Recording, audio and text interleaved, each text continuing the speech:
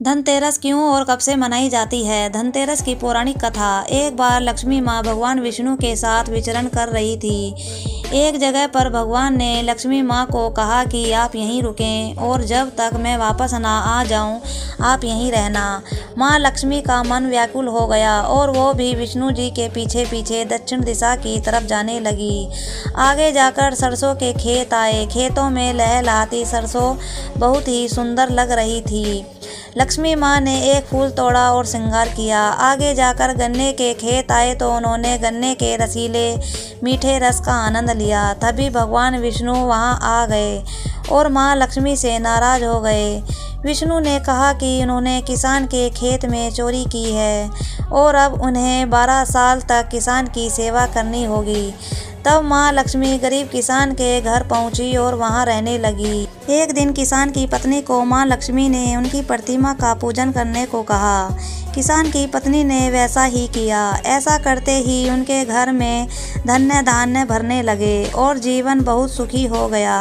12 साल बीत गए। भगवान विष्णु माँ लक्ष्मी को वापस लेने आए तो किसान ने उनको ले जाने से मना कर दिया। तब भगवान ने कहा कि लक्ष्मी जी कहीं नहीं ज़्यादा रुकती हैं।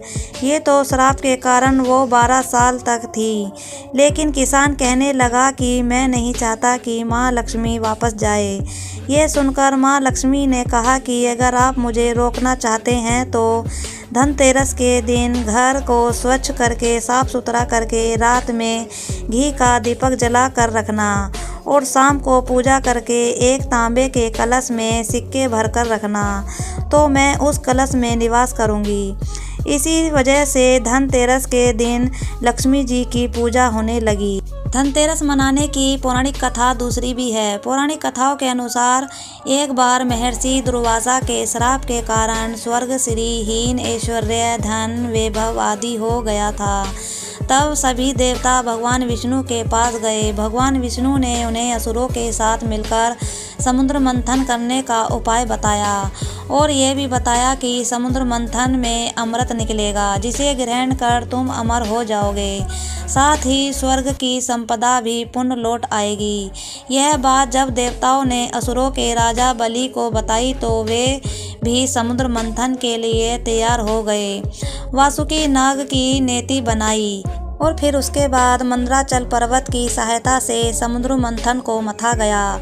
समुद्र मंथन से उच्चैश्रवा घोड़ा, ऐरावत हाथी, लक्ष्मी, भगवान धन्वंतरी सहित 14 रत्न निकले। भगवान धन्वंतरी के हाथ में अमृत कलश देखकर देवता और असुरों में लड़ाई छिड़ गई।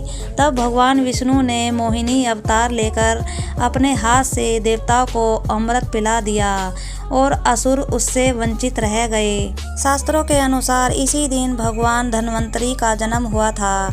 इसलिए इसे धनतेरस त्योहार के रूप में मनाया जाता है, क्योंकि इस दिन भगवान धन्वंतरी अमृत से भरा सोने का कलश लेकर प्रकट हुए थे। इसीलिए इस दिन बर्तन खरीदने की भी परंपरा शुरू हुई। भगवान धन्वंतरी देवताओं के वेग माने जाते हैं। इनकी पूजा से आरोग्य, सुख, स्वास्थ्य लाभ मिलता है। यह कहावत आज भी प्रचलित है कि पहला सुख निरोगी काया, दूजा सुख घर में माया। इसलिए दिवाली पर सबसे पहले धनतेरस को महत्व दिया जाता है।